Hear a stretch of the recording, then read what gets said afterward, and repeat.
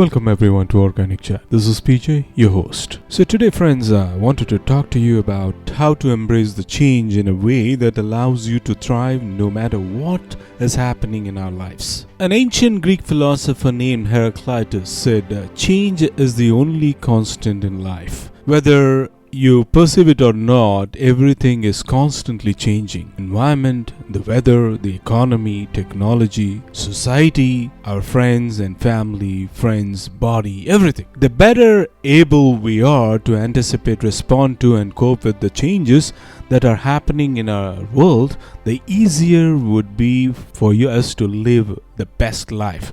Now, for some people, the idea of constant and never-ending change is terrifying because the change often involves risk in life, possibly of something big like our house, job, money, friends, family, just the loss of whatever is comfortable and familiar. And so, for some people, see changes as something to fear or dread instead of something that is new adventure as a potential to improve them or their life. Because that's what the change actually is. It's an opportunity for us to experience something new and to grow and evolve as a person. Change asks us to learn new things, to master new skills, to develop new qualities like flexibility, optimism, courage, and persistence. All of which automatically results in becoming a better, more capable person.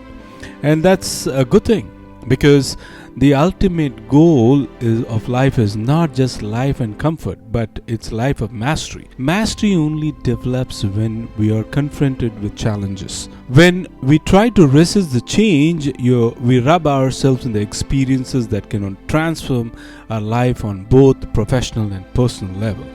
When we welcome and embrace the change, our lives allow us to cooperate with evolution, that is, reality of existence on earth. Think of it this way. Change is inevitable. It is like a river flowing downstream, following the law of gravity. And when we resist it, it feels like trying to row upstream during the flood. When we accept the change and embrace, it's like easily flowing downstream. We may still need to row to avoid the ramming or rock or bridge of upland. We don't feel like we are fighting the current. Life gets easier. So here are some tips that we can deal with the change. The first one is take the time to fully understand and apply the equation E plus R equals to O. Now, E plus R equals those two ends for event plus response equals outcome. And it's our response to any event, not the event itself. It determines the outcome of our experiences. We can change the event that happened. They just occur outside of our control. Top the rate of technological change occurring in the world. The internet, personal computers, smartphones, Facebook, Twitter, Pinterest, Instagram, Amazon, cable televisions, cryptocurrencies like Bitcoin, and they're all examples of the changes that are events that have happened. Global warming, floods, earthquakes, mass migrations, huge populations, trade wars, massive layoffs, cyber attacks, and the rise of nationalism and are all events that represent change in our world. As we probably notice, we cannot do much to the change those events, but we can change our responses to them and ensure the outcomes we experience in our lives as positive as possible. Now, one reason why change is becoming very difficult as we get older, if we have found cocoons of comfort, there are many comfort zones we create. Any disturbances of that, we are disturbed. When we are young, we are not looking for comfort, we are looking for life.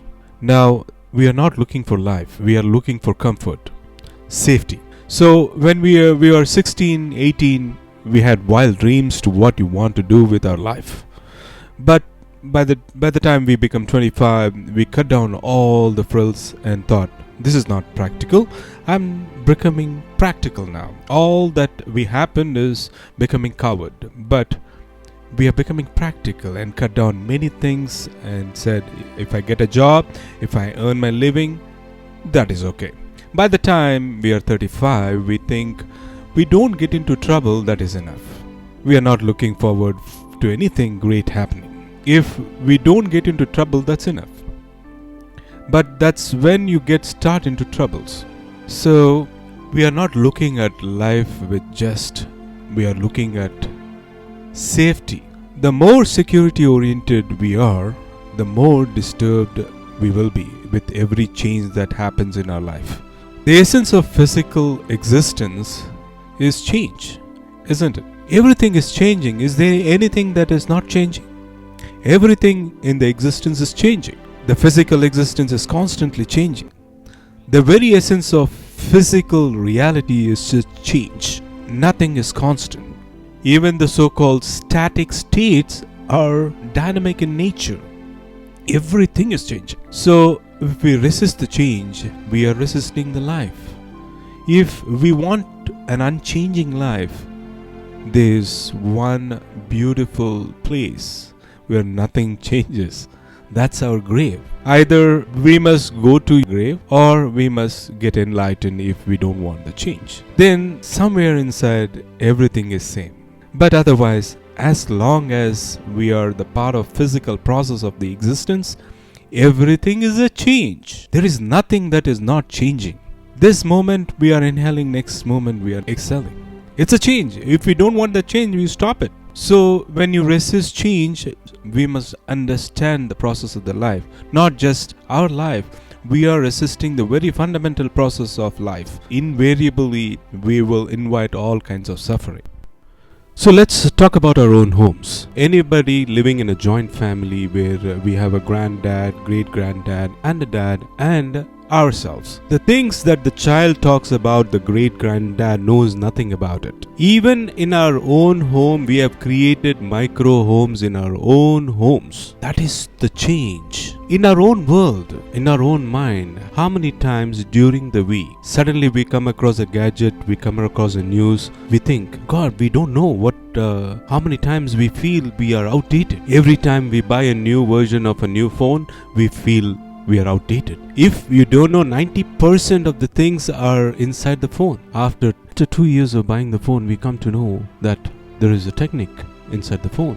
You and me are constantly getting outdated in this world, right? Whether we change a lot is our outlook. But we would like to emphasize the change is real, the change happens to all of us, and as we live the life, and it is must. Our world, from sunrise to sunset, the day changes, right? From summer to winter, season changes. From life to death, life changes. And from creation to destruction, cosmos changes. Change is perhaps the most real thing on the autopilot.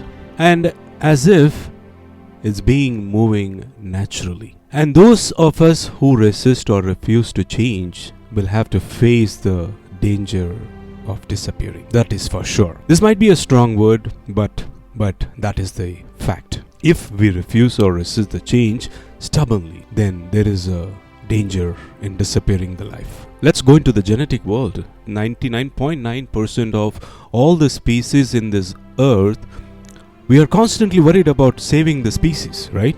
In the danger species, this is danger, that is danger. 99.9% of the species that ever existed in this earth are extinct. 5 billion species have disappeared before we could read the title of the book. We don't even know. These are the old combination that genetic zoologists have created. 5 billion species disappeared on the earth before we could read the names. From all those 5 billion, they say around 8.7 to a larger figure, let's take around 10 million species are existing parallelly with us. From 5 billion gone, 10 million now let's put the small numbers there. That's 0.2%. From that 10 million species which are supposed to exist, man has been able to catalog only 1 million out of it. Only 1 million, that 0.02% of the species we know, and we still think we are the savior of the world. It's not for the demotivation purpose I'm saying this. where we are standing and what is the truth. That is what I wanted to mention here. What happens to all those species? Did all the other species kill them? No, it is our own pride and arrogance that we think we see a spider around us in our own home. The first thing what we do is a cockroach, or especially us, we spank the cockroach or spider. The cockroach doesn't even know we exist. They don't have any plan to harm you or no plan to destroy you. All these species that are disappeared, they have become extinct. They could not change according to the time and as the world moves on. If refuse to change, there is the fear of becoming extinct. But the second thing is, if change is good and we can't change at the right time, you still have the danger to become irrelevant. Everybody knows the story of Kodak, a giant in the industry of films photography, whether you call it as horizontal or verticals, a giant. There was a time from 1988, that's what it began. In 1990, Kodak had a film industry, owned the market share of almost 90% of what went on in 1990s Kodak, whether it is a camera, whether it is a films, photography, any other things like Polaroid cameras, anything was Kodak. You know what happened? In 1975, one genius engineer of Kodak, his name is Steve Sasson, he had a brilliant idea of creating the digital cameras. In 1975, the Kodak industry decided if he produced digital cameras, it would be eat into their own profits, because they were ruling the world. They said, let's not go digital. They did not change. Other companies started changing at the same time. When the time came in 2012, Kodak had to file bankruptcy. They did change, but they did not change at the right time. Most of us, after being continuously pushed, then we change, but at the time it is too late. The world doesn't wait. So of course, change, if you don't want to become extinct, if you don't change at the right time, it becomes irrelevant. There is more shocking.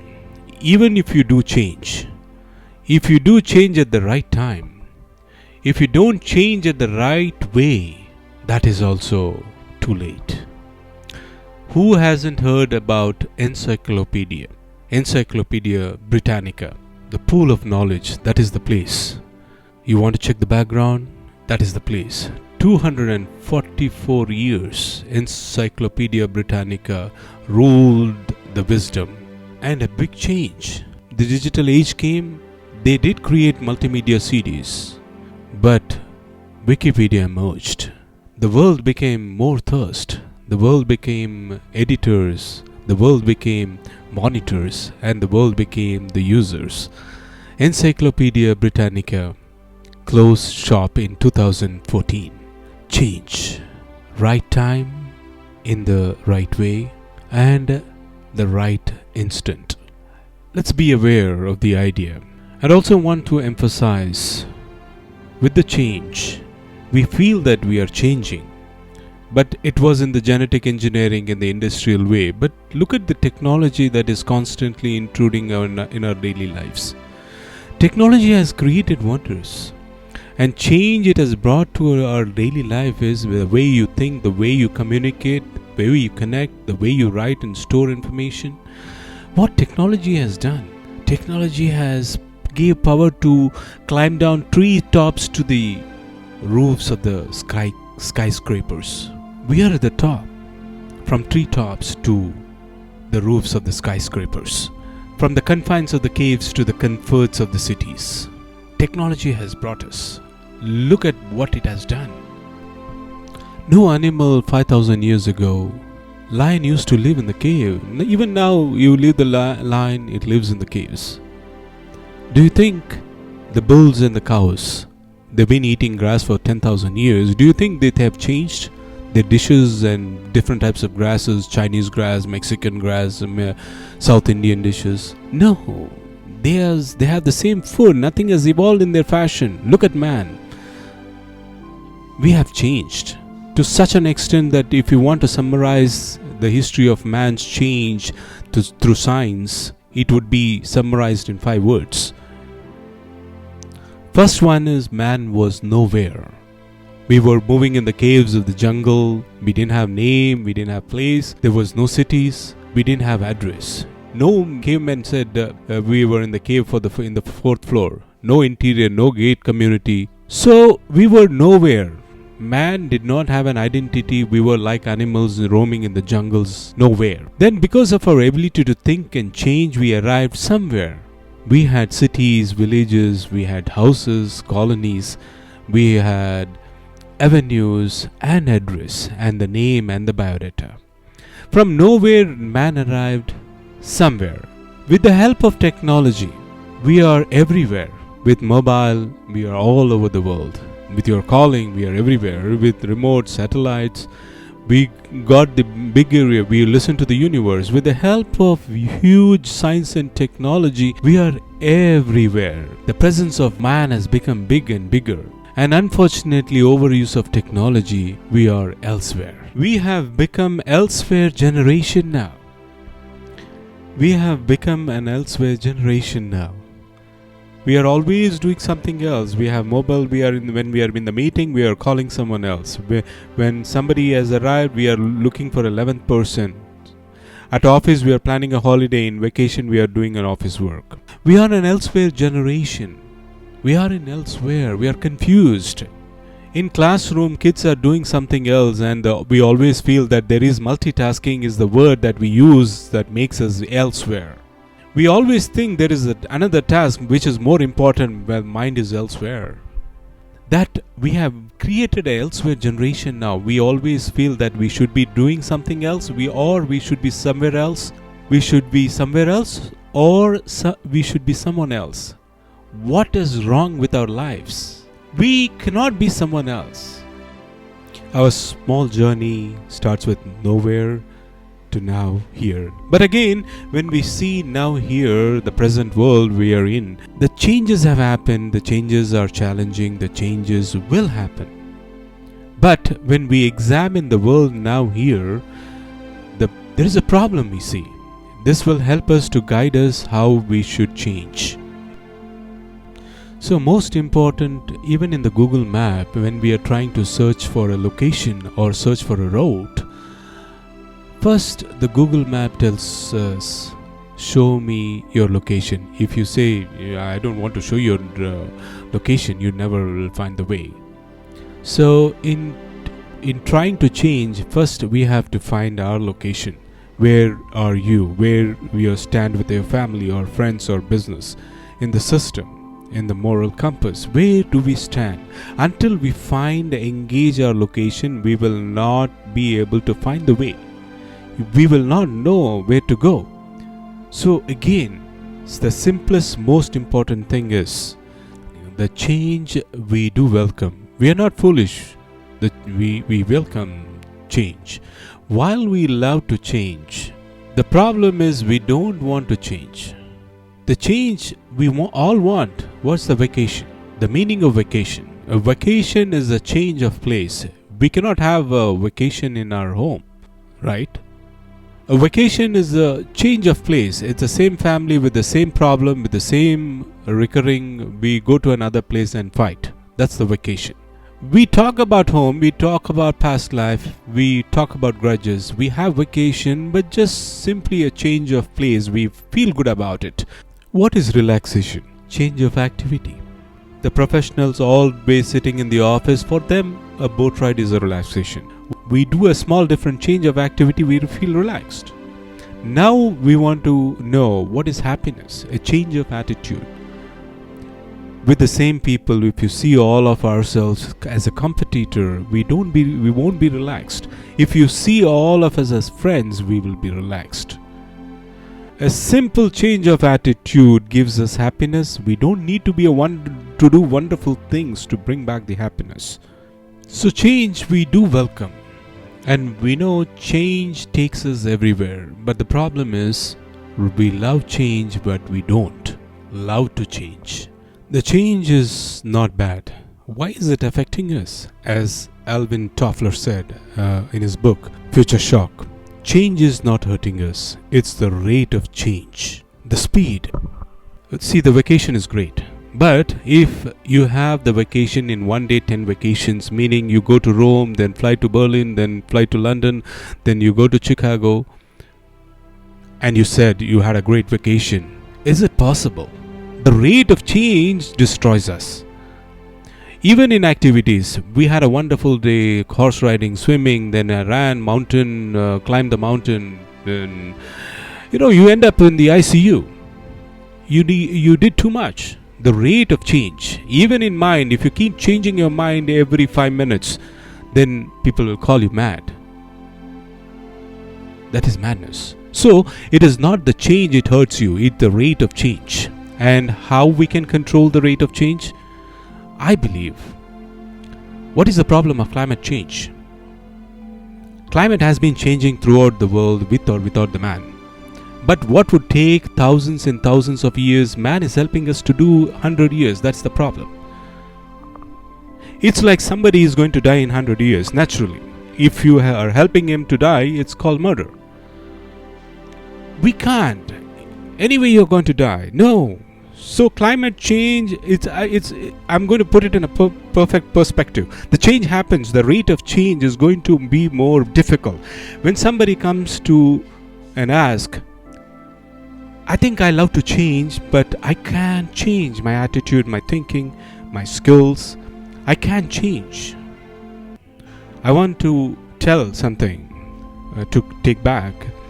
Whether you take it or not changing, or you can. Talk about our own body. 20 years ago our face was different, and today our face is different. Forget about 20 years. Even in single day our face changes many shapes. Either we are sad, happy, lonely, or depressed. In one day our face keeps changing. Forget about the face. Let me talk about the hardcore facts. Every 20 years the entire cells of the heart are replaced. Heart changes every 20 years physical. Every 10 years, every cell in our bones, entire set of skeleton changes every 10 years. Every 5 years, every hair changes, every cell changes. Every 5 years.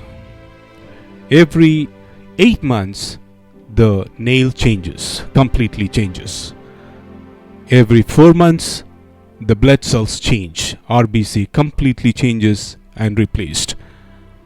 Every 3 months, liver completely changes. Every 21 days, every cell in our lung changes, completely replaced. Every 2 weeks, every cell in our skin, we get a new skin, but it doesn't look the same color. It looks the same way. Every cell on our skin changes, replaces itself. Every 10 days, every cell in our tongue changes, the taste buds change. Every 3 days, every cell in our intestine changes. And you tell me you can't change? That doesn't go down well. If your body, if your face, your mind changes continuously, why can't we embrace change consciously? If we embrace the change consciously, we have more control, we have more direction, we can move in a better way.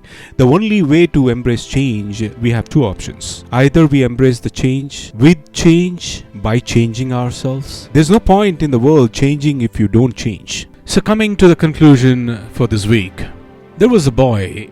They were in the school. There was an essay competition. The teachers asked the one thing that you want to change this world to make it better. Somebody said industry, somebody said roads, somebody said security, somebody said safety, somebody said environment. So many people said so many different things. One little boy, he came up with an idea saying, one thing that I wanted to change in this world to make it better, it would be me. I think we should learn to take the leap from that boy's wisdom. You want to change the environment in your own office? Start changing yourself. If we want to change the environment in your own home, first person should be you. If we want to change your own worldview, change yourself. Embrace change by changing. That means changing your own self. And see what happens if you decide to change a little. So what happens is the ability to go from resisting the change to embracing change. It can happen. It may not happen overnight, but That's okay. The next time you are faced with an experience which causes your reality to change, take a deep breath and take a step back. Try to see the situation from outside the box. It is okay to be mad or frustrated. You're human after all. But once the emotions have calmed down, just remember that we are all work in progress. Rome was not built in a day, neither were you, right? Until next week, take care, goodbye.